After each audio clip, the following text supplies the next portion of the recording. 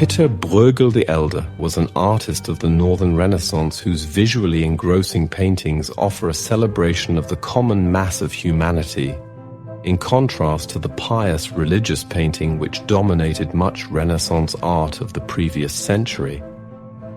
Born in what is now the Netherlands in the 1520s, reputedly into a peasant family, his work focuses on themes such as rural working life, religion, and superstition, and the political and social intrigues of his day.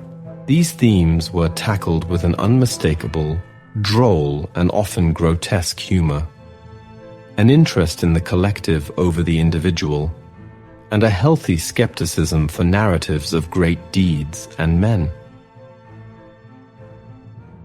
From the Dutch Golden Age painters of the following century to the realists of 19th century France and beyond, any artist who has cast their eye over their subject with an honesty debunking mythology works in the spirit of the man sometimes known as Peasant Bruegel.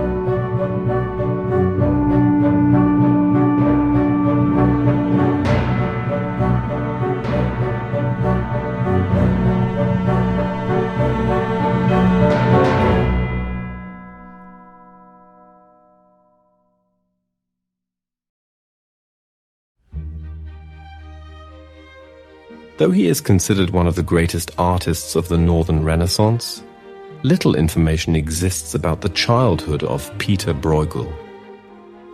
All that is known for certain is that he was born Pieter Bruegel into what many believe was a peasant family, in or near Breda in the Netherlands, between 1525 and 1530.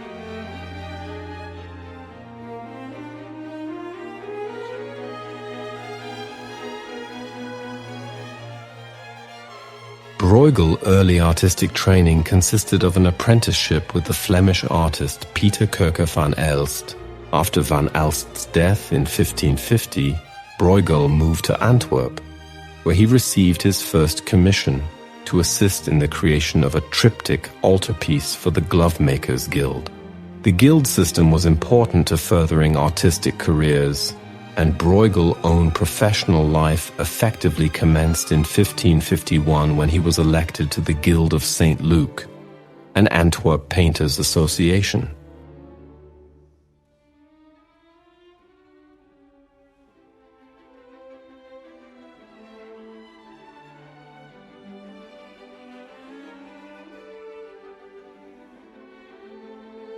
In 1552, Bruegel left Antwerp for an extended painting and research trip through Italy.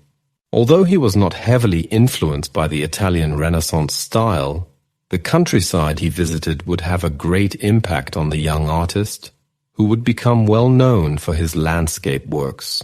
Of particular significance were the Swiss Alps, which Bruegel ventured through on his journey home. His first biographer, Karel van Mander, notes that the artist swallowed all the mountains and rocks and spat them out again as panels on which to paint. So close did he attempt to approach nature in this and other respects.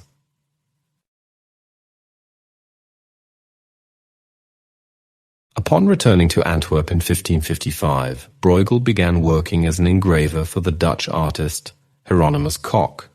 The engravings which Bruegel produced for his employer often involved humorous themes and motifs, leading to his being known as Pieter the Droll. Attempting to sum up the artist's engaging personality, Van Mander described Bruegel as a very quiet and prudent man. He was a man of few words, but he was very droll in society, and he loved to make people jump with the unexpected jests and noises that he thought up.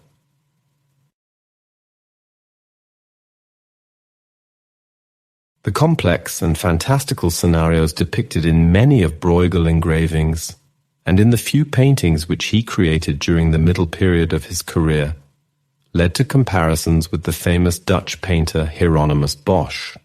The mercenary cock capitalized on this reputation, selling a relatively unknown Bruegel engravings, Big Fish Eat Little Fish, 1556, as a Bosch original in order to fetch a better price.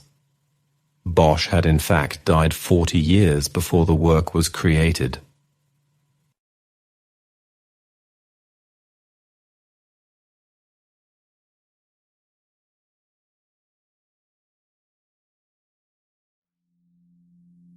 Landscape with Christ and the Apostles at the Sea of Tiberias is a lesser-known painting from Pieter Bruegel the Elder, who himself was one of main figures in the Northern Renaissance.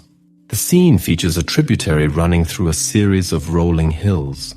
There are a number of small boats making their way through this picturesque setting, as well a few figures on the shore. In the far distance, a number of buildings can be seen, but this painting is predominantly focused on the natural landscape of this region. Bruegel would typically capture humanity and nature together in this way, with more famous examples including hunters in the snow and a Tower of Babel. In truth, that was his signature style, and so you will see many more interpretations of it throughout his career. It is these small characters within his paintings that make Bruegel's style quite so popular, and that can be said for the related artist, Hieronymus Bosch. The original title of this painting was Christus und die Apostel am See, Genezareth, and it now resides in a private collection, which perhaps explains why so little is known about it as compared to many of the artist's other paintings. Religious scenes would prove inspirational to many great names in both the Northern and Italian Renaissance, with Landscape with Christ and the Apostles at the Sea of Tiberias itself being dated at 1553. It is around a meter wide, which is typical of this artist's work, but actually fairly small as compared to some of the other notable names working around this time. Huge canvases would often be used, where those in receipt of the paintings would have sufficiently large properties in which to hang them.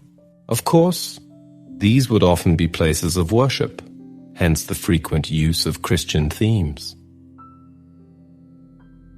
It is hard to be entirely sure of the activities of the figures in the foreground without seeing the painting in person, but it is likely to reflect Christian scripture, which explains how Peter, Thomas, Nathaniel, or Bartholomew, the sons of Zebedee, James and John, and two other of his disciples were all fishing in the Sea of Tiberias.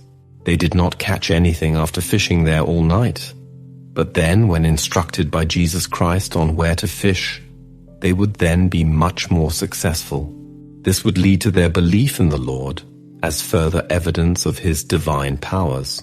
The qualities of Bruegel as an artist meant that he could produce a stunning landscape painting for some, whilst delivering a deeper meaning for those inclined.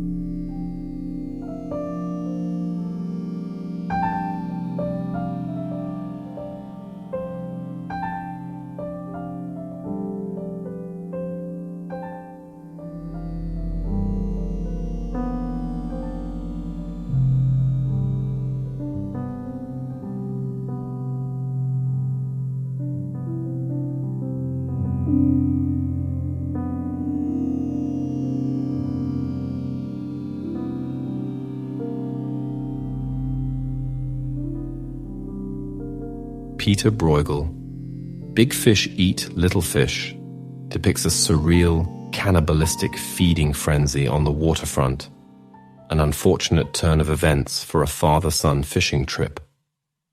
A fearsomely large fish has been heaved upon the beach. From its gaping mouth, as well as a gash being carved in its midsection, spill forth two torrents of seemingly ravenous marine life. On land and at sea, sizable fish flounder after their inferiors, while eels chase eels, and some become meals for an assortment of predatory mollusks. The Flemish description below this scene, which appears in Peter van der Heyden's 1557 engraving, puts a colloquial spin on a popular proverb. Look, son, I have long known that the big fish eat the small. And aboard their shared boat, the boy gestures to the madness in tandem with his father, their arms perfectly framing the isolated word of Latin, exi, behold. Bruegel produced the model for Big Fish Eat Little Fish in 1556, creating an intricately textured illustration via grey and black ink atop paper. At the same time, the business of printmaking was beginning to hit its stride throughout Europe, and became particularly popular in Bruegel's adopted home of Antwerp. This movement towards increased print production was led in large part by Bruegel longtime publisher Hieronymus Koch, whose influence likely led the Netherlandish artist to develop an interest in engravings. Bruegel-drawn version of Big Fish Eat Little Fish is thought to have been created with the intent to guide an engraver's hand, evidenced by the immaculate attention to depth. The water is carefully striated, the creature's back stippled to form a soft gradation. Bruegel's illustration was ultimately engraved in copper by van der Heyden, who followed the drawing with technical prowess. Van der Heyden's monogram can be found in the lower left-hand corner across from the publisher mark, Koch, EXCV, 1557, and just above the father's dormant oar, as though left to ornament the sand, are the words, Hieronymus Bosch, inventor. Oddly, Bosch passed away in 1516, meaning that Koch most likely used his name for its widespread marketability, or as an homage to his obvious influence on Bruegel. The human-sized fish who has suddenly sprung legs and two slippered feet, plodding away with a smaller fish in his mouth, is a clear echo of Bosch's artistry. The works of Bruegel often feature scenes of peasant lives poised to represent various ancient proverbs. In his depiction of chaotic consumption through Big Fish Eat Little Fish, the lesson of large fish devouring their miniatures might relate to a general sense of injustice, the feeling that predation is innately born and instinctive. The wealthy exploit the impoverished, the powerful pummel the weak. This saying may owe its popularity to Erasmus's Adagia, a compilation of Greek and Latin proverbs assembled in the early 16th century, which includes Serpens ni edat serpentem, Draco non fiet. A serpent, unless it devours a serpent, will not become a dragon. Yet while Erasmus may have played a role in cementing the proverb within a popular canon, the observation of same-species predation can be traced all the way back to Aristotle's History of the Animals. Here, Aristotle notes that, as a general rule, the larger fishes catch the smaller ones in their mouths, and all fishes devour their own species, with the single exception of the cestrius or mullet. This history includes myriad descriptions of marine diets, including the hierarchy of eels and crawfish, and the carnivorous tendencies of certain mollusks, like the giant clam clamped down on a fish's back in Bruegel's image. Given that Koch's publishing company, Aux Quatre Vents, was primarily directed towards a well-educated crowd, the proverb, "Within big fish eat little fish," would have been easily recognized and understood. In spite of this, the engraving became a source for various adaptations over time. A later version was printed by Eoin in the mid-1600s and saw the addition of several explanatory texts. Above the image sits the trilingual phrase, "The oppression of the poor. The rich suppress you with their power." Letter of James 2.6. Perhaps the most explicitly political adaptation, however, was released by an anonymous engraver 1619, transforming the proverb into targeted critique. The artist has clearly labeled each facet of the image, most significantly tagging the enormous fish as Barnevelsche Monster, a reference to Johann van Oldenbarnevelt, a controversial former Chancellor of the United Provinces of the Netherlands. His body is being swiftly executed by the labeled Knife of Righteousness, a weapon wielded by Maurice of Orange, Oldenbarnevelt's eventual political enemy. Here, the attacker's head is tilted upwards to reveal his face, in contrast to the original engravings that left him hidden behind his hat. Each of the fish spilling out of Oldenbarnevelt's wounded body are named as leading men of the Dutch States Party, a republican political faction which stood for provincial sovereignty. An aquatic avian hybrid remains in flight above the satirical tableau, but now boasts 2 small horns. And the child's once awe-stricken Exie is suddenly imbued with undeniable socio-political significance. What does it mean to sit back and simply behold?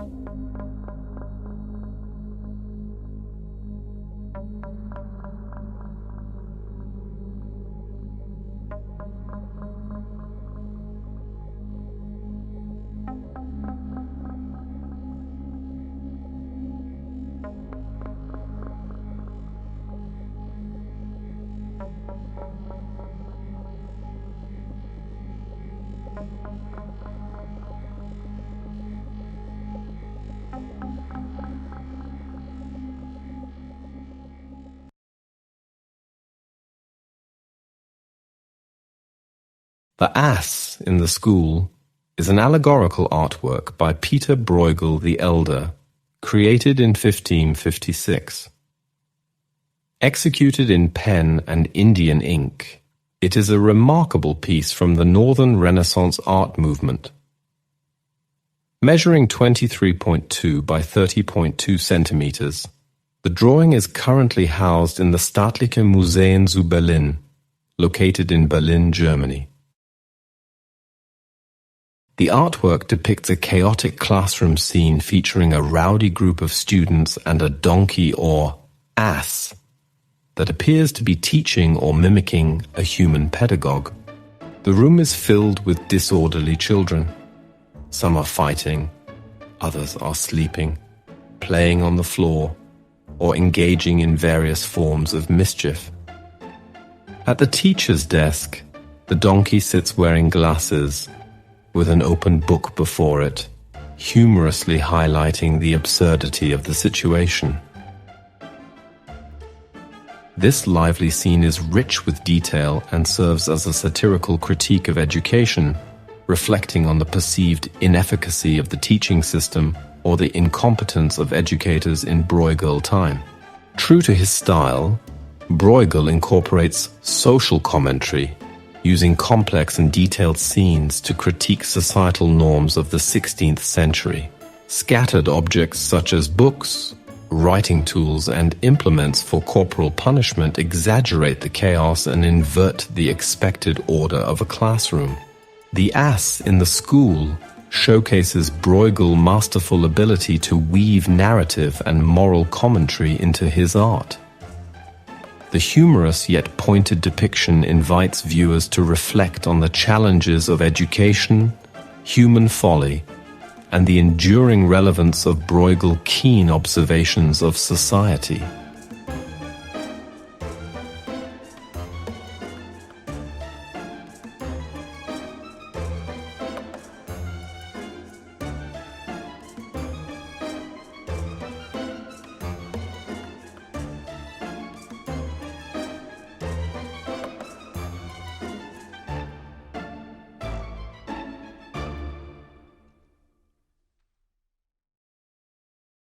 While he is best known for his paintings, Bruegel did not embrace this medium until relatively late in his career, from around 1557 onwards. It was at this point that he developed his unmistakable compositional style, allowing him to shed comparisons with older Northern masters such as Bosch, and to secure his status as a significant and in-demand artist. Numerous commissions were forthcoming, mainly from wealthy merchants and members of the church.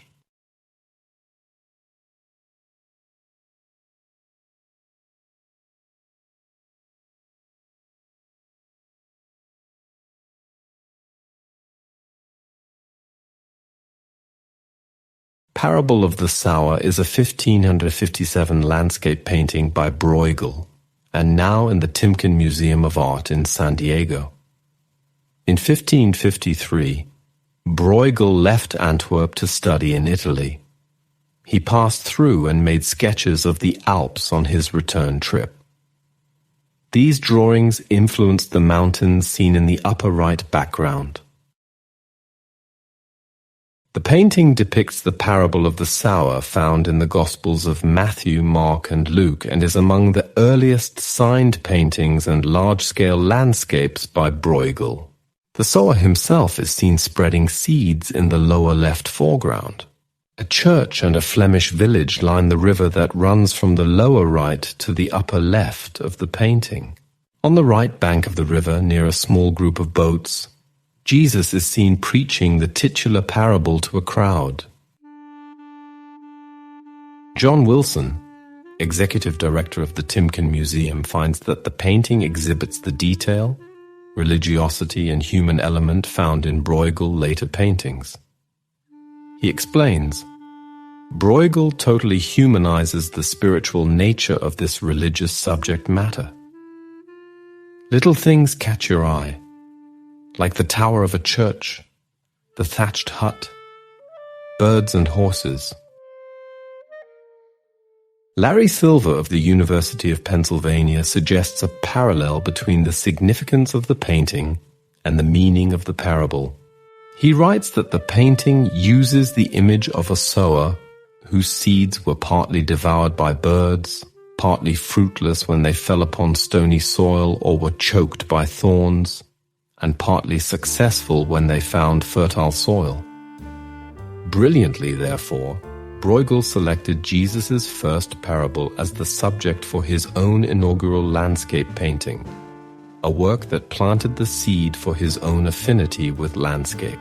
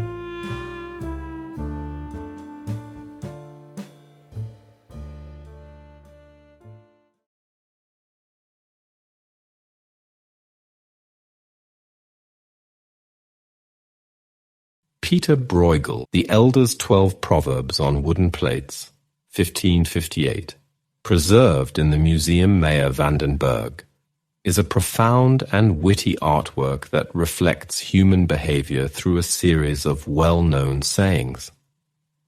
The piece comprises 12 circular panels, each illustrating a different proverb, creating a moral and humorous narrative about life in the 16th century. The first proverb, Ontijdig tuschen en dronken drinken, warns against the consequences of gambling and drinking at inappropriate times, highlighting how such behaviors lead to poverty and disgrace. This theme of personal responsibility recurs throughout the painting. The second proverb, Een placeo ben ik ende also gessend, dat ik de huik hang neden wind, Kritikers opportunism by depicting someone who changes their stance to suit the prevailing winds, a sharp commentary on human adaptability at the cost of integrity. The third saying, in dien hand drage vier, in dander vita, illustrates duplicity, portraying someone holding fire in one hand and water in the other, a metaphor for speaking falsely to different audiences. Similarly, the fourth, in slampampen en mocht mij niemand verraschen, speaks to indulgence and its consequences, comparing it to sitting between two stools and falling into the ashes, a vivid depiction of lost opportunities. The proverb "Ik stop den put als de kalf is verdronken," meaning closing the well after the calf is drowned, is perhaps one of the most timeless, admonishing those who act only after a problem has already occurred. On the other hand, Die strooit rozen voor de werken, or casting pearls before swine, addresses the futility of offering valuable things to those who cannot appreciate them, reflecting a deep understanding of human folly.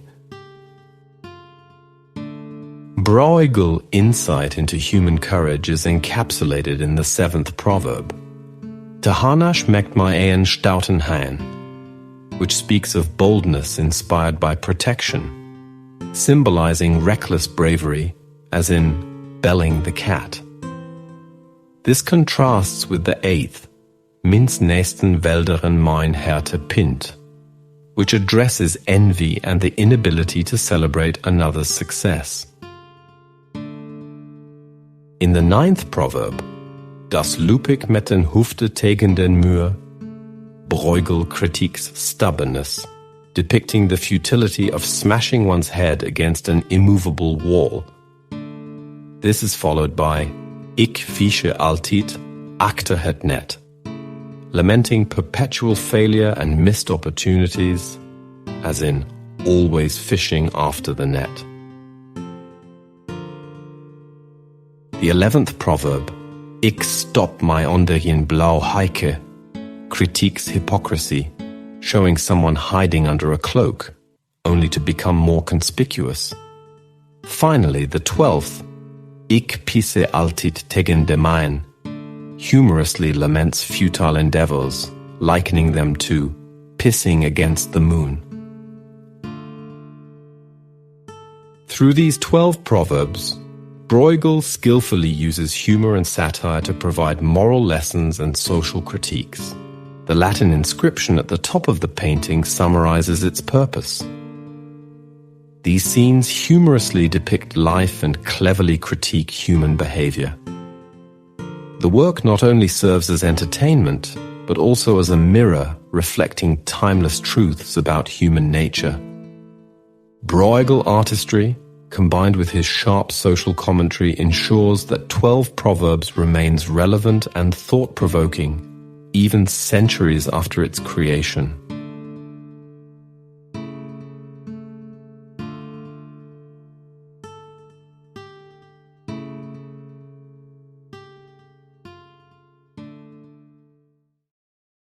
Netherlandish Proverbs, also called Flemish Proverbs, The Blue Cloak or The Topsy-Turvy World, is a 1559 oil-on-oak panel painting by Bruegel the Elder that depicts a scene in which humans, and to a lesser extent animals and objects, offer literal illustrations of Dutch language proverbs and idioms. Running themes in Bruegel paintings that appear in Netherlandish proverbs are the absurdity, wickedness, and foolishness of humans. Its original title, The Blue Cloak or The Folly of the World, indicates that Bruegel's intent was not just to illustrate proverbs, but rather to catalogue human folly. Many of the people depicted show the characteristic blank features that Bruegel used to portray fools. Proverbs were very popular in Bruegel time and before. 100 years before Bruegel painting, Illustrations of proverbs had been popular in the Flemish books of hours. The painting, dated 1559, is considered the best of a series of similar paintings which at one time or other have all previously been attributed to Pieter Bruegel the Elder, has been X-rayed for its underdrawing to compare it to other versions.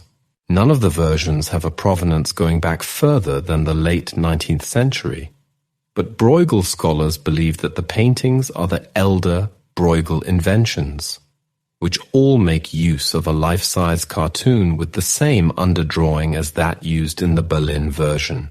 The paintings, which are not inscribed, tease the viewer into guessing proverbs. They are based on 1558 and earlier engravings that are inscribed in Flemish. Critics have praised the composition for its ordered portrayal and integrated scene.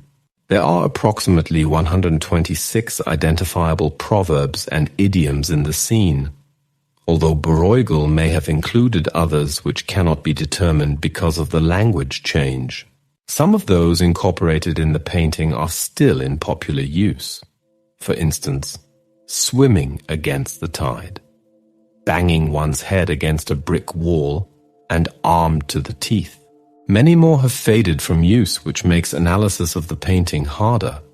Having one's roof tiled with tarts, for example, which meant to have an abundance of everything, and was an image Bruegel would later feature in his painting of the idyllic land of Cockaigne, 1567. The Blue Cloak. The piece's original title features in the center of the piece and is being placed on a man by his wife, indicating that she is cuckolding him. Other proverbs indicate human foolishness. A man fills in a pond after his calf has died. Just above the central figure of the blue-cloaked man, another man carries daylight in a basket. Some of the figures seem to represent more than one figure of speech. Whether this was Bruegel intention or not is unknown, such as the man shearing a sheep in the center bottom left of the picture. He is sitting next to a man shearing a pig, so represents the expression, one shears sheep and one shears pigs, meaning that one has the advantage over the other, but may also represent the advice, shear them, but don't skin them, meaning make the most of available assets.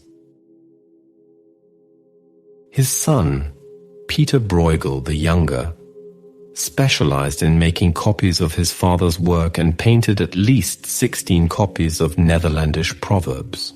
Not all versions of the painting by father or son show exactly the same proverbs, and they also differ in other minor details. The original work by Bruegel the Elder is in the collection of the Gemälde Gallery, Berlin, with the copies in numerous other collections.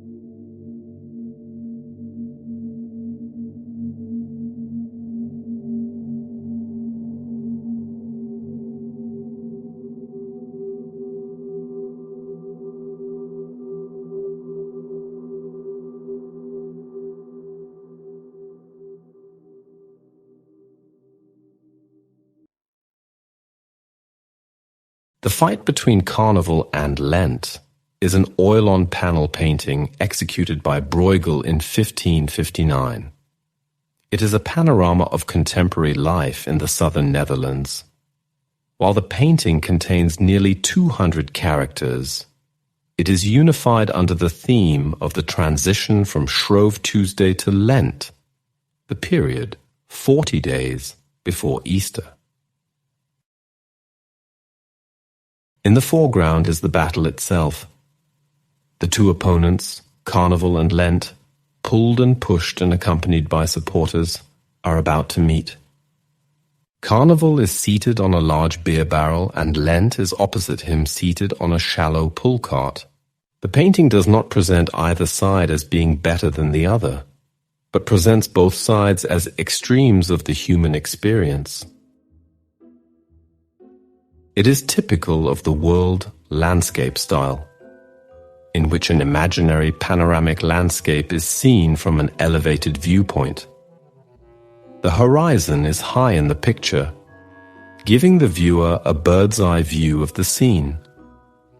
The physical painting is large, and the characters are small, which means that nearly 200 characters fit into the scene, mostly in groupings.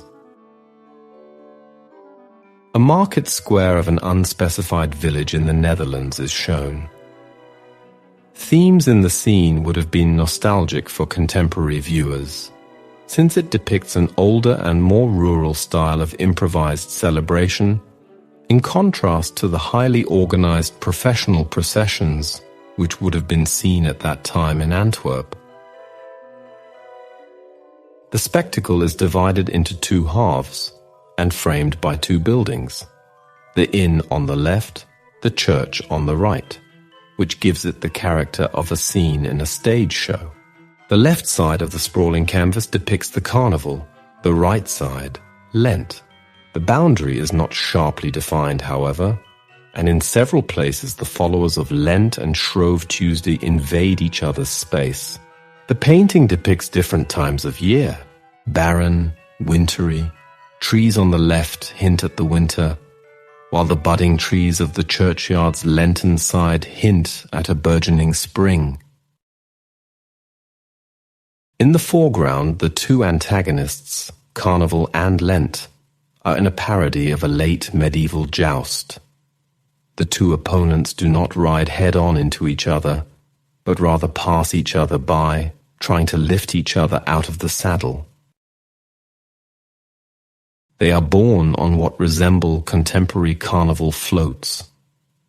Both characters wear a headdress, which makes it clear that they are allegorical characters. Carnival wears a poultry pie with the legs of a crow sticking out.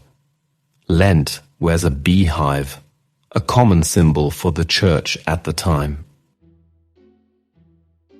Carnival is a fat butcher, with his pouch of knives straddling a beer barrel on a blue sled. A pork chop is attached to the front of the barrel, and a cooking pot serves as a stirrup. His weapon is a rotisserie carrying the head of a suckling pig, poultry and sausages. Two men pull his sled. One of them waves a red, gold, white flag, the then typical Carnival colors. Carnival's followers form a procession of figures wearing masks, bizarre headgear and household objects as props, or improvised musical instruments in a reversal of the normal order. The followers are provided with wafers and cakes. In the foreground are bones, eggshells, and playing cards. Lent is a thin woman, seated on a hard three-legged chair, and armed with a baker's spatula called a peel, on which lie two herring. She is surrounded by pretzels, fish, fasting breads, mussels, and onions, all typically consumed during Lent. Lent is laboriously drawn by a monk and a nun. Her entourage consists of children who, like Lent, have the ash cross of Ash Wednesday on their foreheads. They make noise with clappers. A church minister accompanies the children carrying a bucket with a holy water brush and a bag for donations, which include dry rolls, pretzels, and shoes. The left side is dominated by an inn, which according to its signboard is called the Blauw Schuit, Blue Barge, referencing a Middle Dutch poem popular during Lenten celebrations, in which the bourgeois world was turned upside down.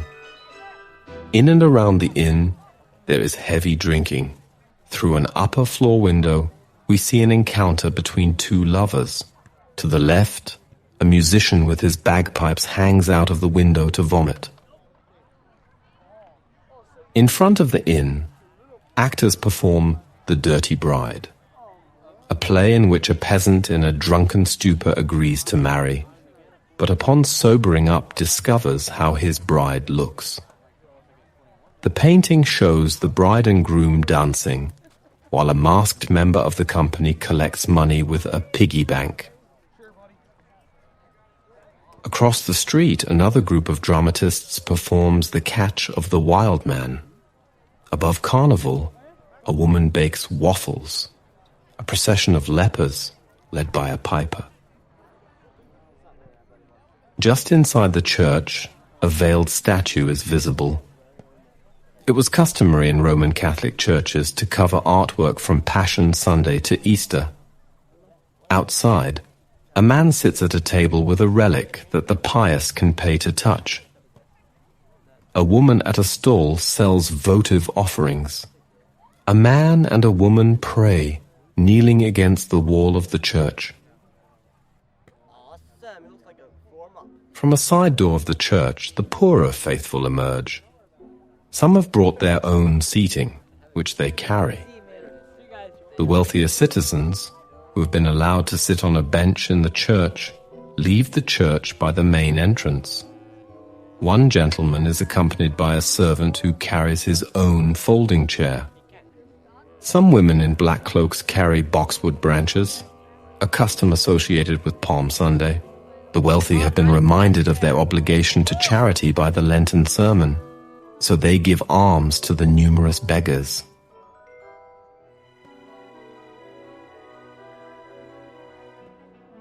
Unlike the group of beggars on the left, who have no audience, the beggars on the right receive the full attention of the churchgoers. Behind the man who is missing both feet and a forearm, a woman is wearing pilgrim insignia, but in the basket on her back is a monkey, which indicates feigning. Technologies such as X-rays have revealed changes to Bruegel work by an unknown hand. A bloated corpse, partially covered by a white shroud, has been hidden. In the original, the wheeled container with wheels, to the right of the fish stall, contains a human figure. These figures are also visible in copies made in Bruegel time. The background is dominated by people working primarily with food. Women preparing Lenten fish, men carrying wine from the inn, and a woman making waffles. At the very back of the picture, other festivities are going on with a bonfire, dancing figures and beggars spread across the whole scene. In the center are scenes that cannot be clearly connected to either side. At the back is a bakery with ware displayed for sale. Dried fish hang in front of the window. A woman is polishing the utensils. Another woman is doing spring cleaning and has climbed a ladder to clean the overhead light from the outside. In front of the bakery, 2 young men and 2 young women are playing an agility game where it involves throwing up old earthenware cooking pots and catching them. That it is not easy is testified by the shards of fallen ones on the ground. At the center of the market square is a public well. On its right side, a woman has just drawn the clear water. At her feet is a basket of fresh vegetables. The freshness of this scene stands in sharp contrast to the pig at left of the well. A fish stall offers a wide range of fresh and dried fish, perhaps acting as a counterpoint to the waffle maker on the left. To the left of the well, in an area brightly lit, walks a couple, seen only from the back. They have taken part in the carnival event. The man is dressed up by tucking a straw bag as a hunchback under his clothes. The woman carries a non-burning lantern around the waist. In front of them, a jester heads to the left. The man and the woman, on the other hand, seem to turn away from the bustle and continue along the lighted path to the right side of the square. For them, the party has ended, and the time for repentance and moderation has come. The painting was executed on Baltic oak with a thin chalk and animal glue base, creating a warm tonal foundation. Bruegel's meticulous brushwork captures the intricate details of nearly 200 figures, each with a distinct story. Today, the fight between Carnival and Lent is housed at the Kunsthistorisches Museum in Vienna, Austria, regarded as a treasure trove of art, history, and cultural insight into the Renaissance era.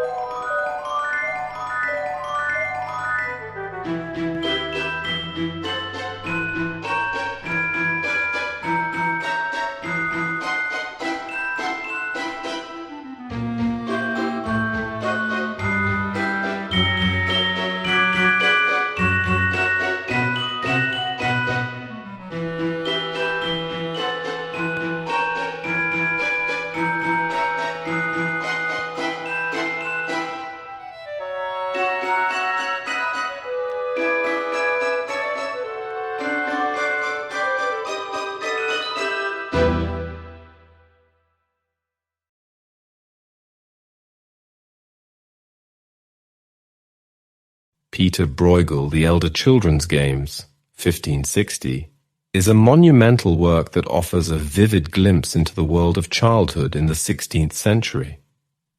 The painting, rendered in oil on panel, is both a celebration of youthful play and a broader commentary on human behavior.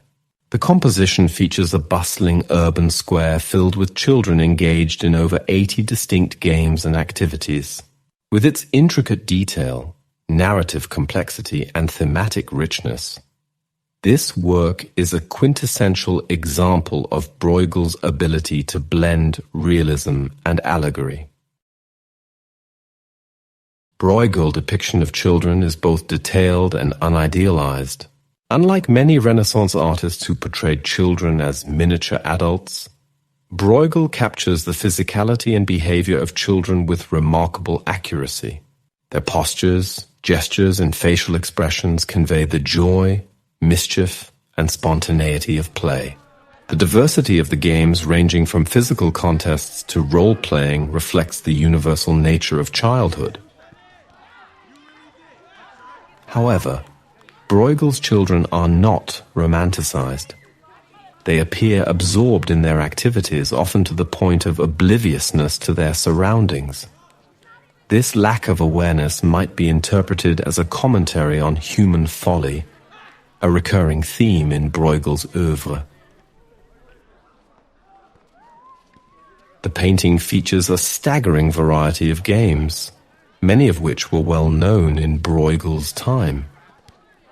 Some of the activities depicted include spinning tops, rolling hoops, and stick fighting. These showcase physical competition and coordination, role-playing games, such as imitating adults in weddings or professions.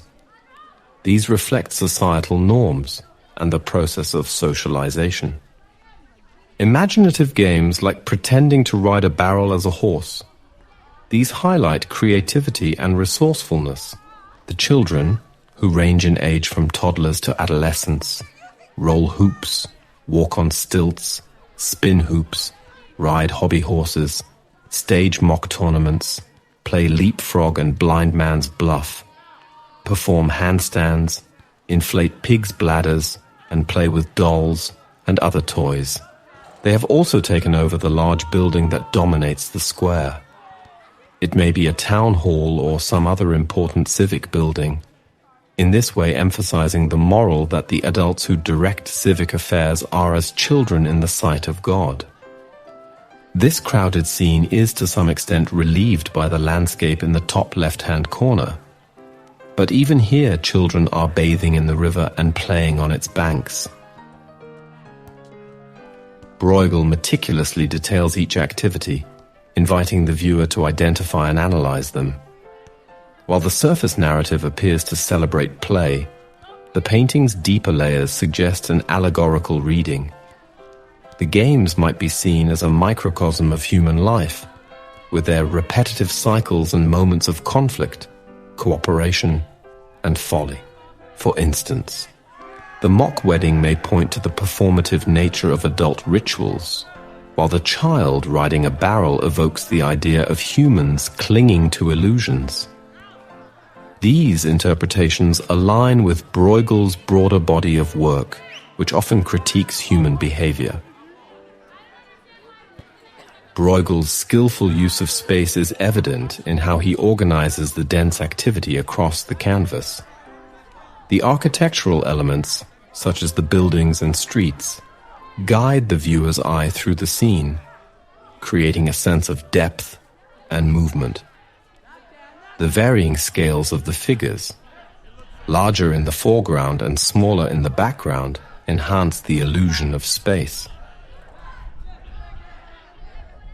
The crowded composition creates a sense of immediacy and immersion, drawing the viewer into the frenetic energy of the children's world. At the same time, the elevated perspective and the observer's detachment encourage reflection on the scene as a whole. Bruegel employs a warm, earthy palette dominated by browns, ochres, and muted reds. These tones lend a sense of realism to the urban environment, while also unifying the composition. The use of light is subtle, with no dramatic contrasts. Instead, the lighting is diffused, giving the scene a natural, everyday quality. This understated approach reinforces the painting's focus on the actions and interactions of the children rather than on dramatic visual effects. At its core, Children's Games is a painting that operates on multiple levels. On the surface, it is a celebration of childhood and the universal nature of play. However, its allegorical undertones suggest a deeper commentary on human behavior. His depiction of children absorbed in their games mirrors the way adults become consumed by their pursuits, often unaware of the broader implications of their actions. This cyclical, almost futile engagement with life's activities aligns with Bruegel's recurring themes of human folly and the transient nature of existence. Additionally, the absence of adults in the painting is notable. Their exclusion may symbolize the autonomy of childhood or serve as a critique of adult behavior.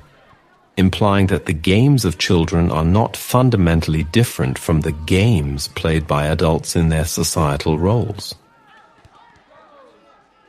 This painting, mentioned for the first time by Karel van Mander in 1604, was acquired in 1594 by Archduke Ernest of Austria.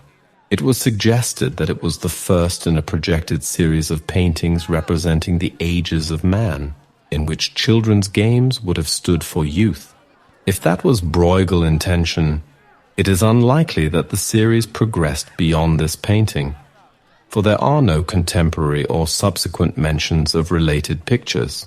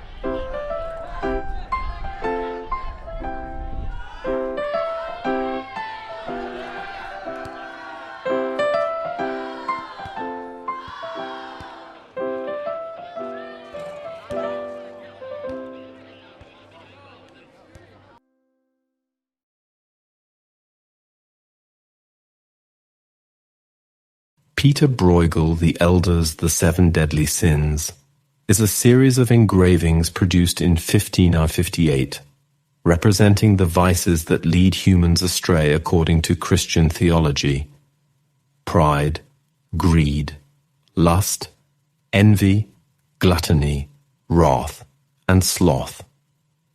Like the Seven Virtues, this series was commissioned by the Antwerp publisher Hieronymus Koch and engraved by Philips Galle based on Bruegel designs. The Seven Deadly Sins series is characterized by surreal, nightmarish imagery that embodies the moral and spiritual dangers of vice. Each engraving features a central allegorical figure personifying the sin, a chaotic scene filled with grotesque creatures, fantastical hybrid beings, and disturbing imagery symbolizing the disorder brought about by sinful behavior. Moral satire. Bruegel employs dark humor and exaggeration to critique human folly and excess. The series draws on both medieval traditions of sin allegory and Renaissance humanism, creating works that are both didactic and deeply imaginative. Pride, Superbia, is represented as a queen adorned with peacock feathers, seated on a throne surrounded by mirror symbols of vanity and self-obsession. Figures engage in excessive self-adornment, oblivious to the virtue of humility. Monstrous beings mock the vain, tormenting or consuming them, driving home the destructive nature of unchecked arrogance and self-importance. Greed, avaritia, is portrayed through a grotesque figure hoarding treasures, embodying the unending desire for wealth. In this allegory, people fiercely compete for riches, abandoning morality. Grotesque creatures with swollen bellies and extended arms symbolize the insatiable hunger for possessions, highlighting how greed erodes ethics and fosters chaos. Lust, luxuria, takes the form of a woman reveling in indulgence, surrounded by symbols of sensual excess. Intimate and unrestrained actions by other figures illustrate how unchecked desires lead to moral and spiritual decay.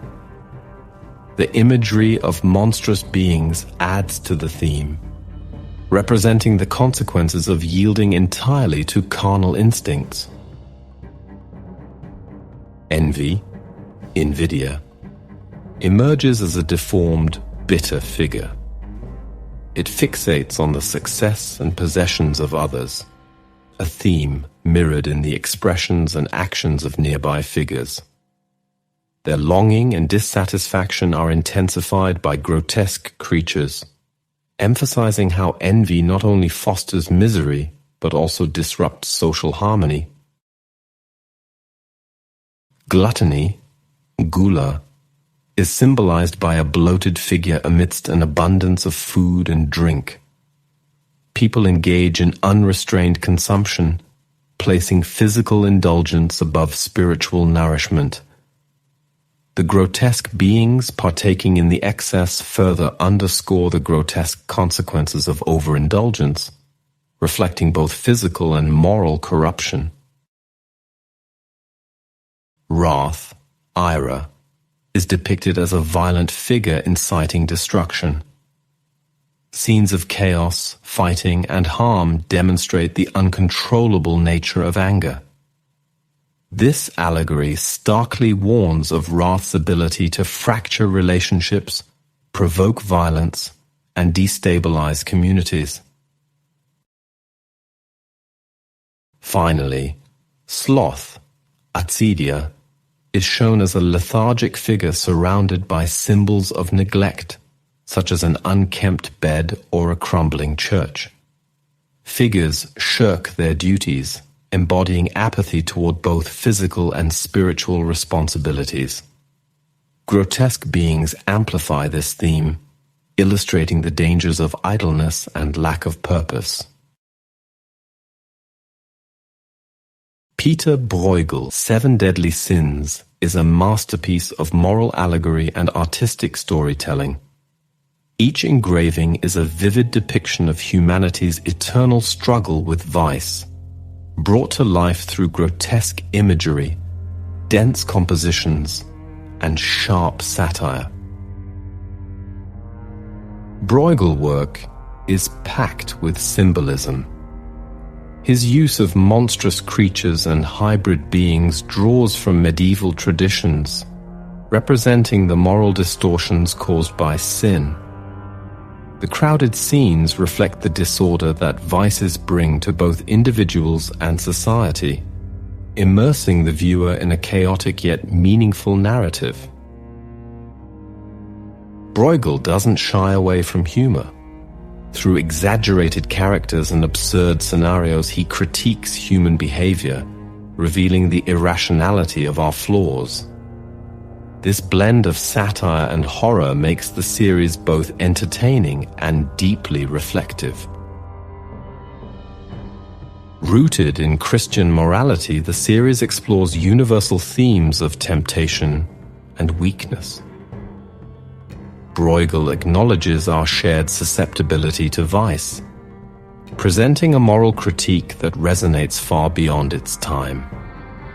His humanist perspective shines through, showing not just the consequences of sin, but the complexity of the human condition.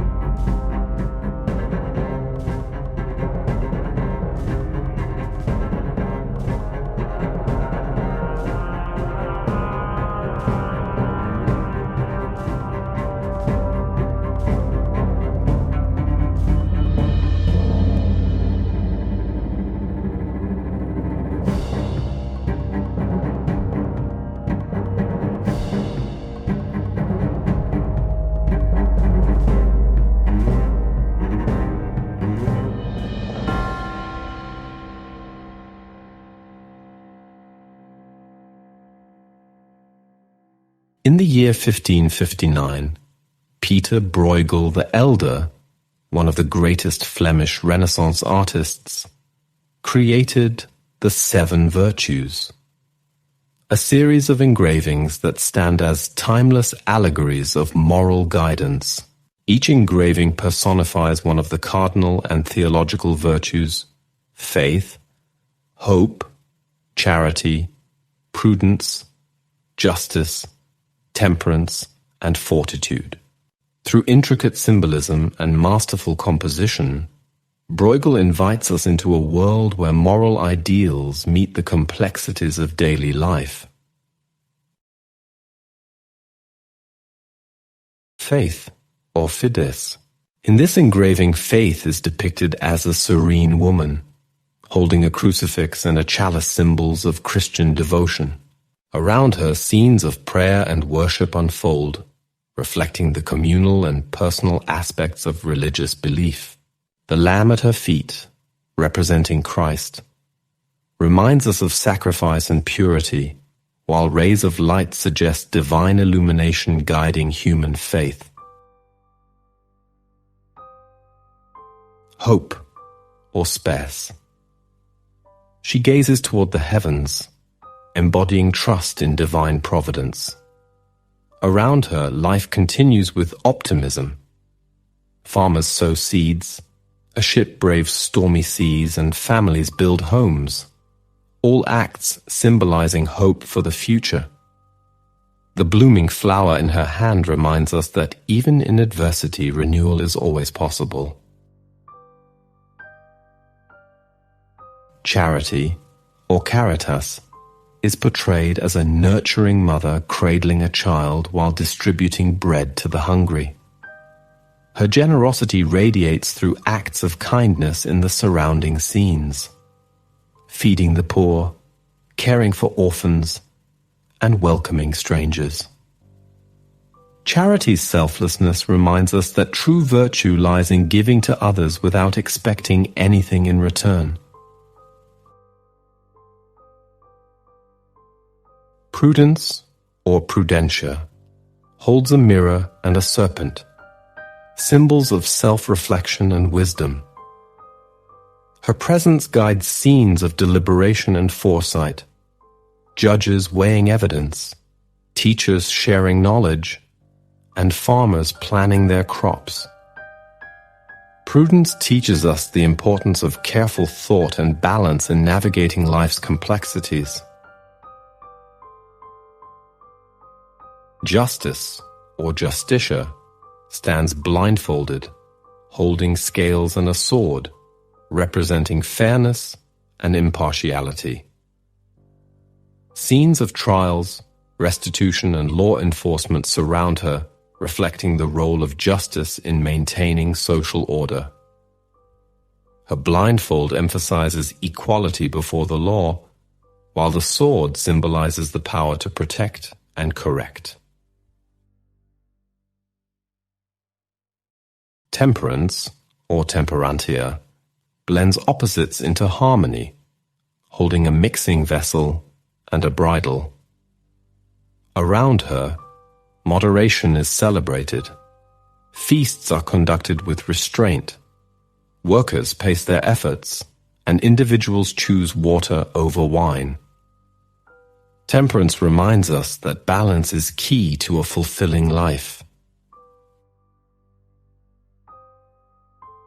Finally, fortitude, or fortitudo. She leans on a column, a symbol of stability, while a lion at her side represents courage. Surrounding her, acts of resilience and strength play out. Soldiers defend a city, families endure hardship, and workers build for the future. Fortitude inspires us to stand firm in the face of life's challenges. Through the seven virtues, Pieter Bruegel the Elder bridges the gap between divine ideals and human experiences. Each engraving serves as a moral compass, encouraging viewers to embody these virtues in their daily lives. Beyond their artistic brilliance, These works remind us that virtues are not abstract concepts. They are actions that shape our world.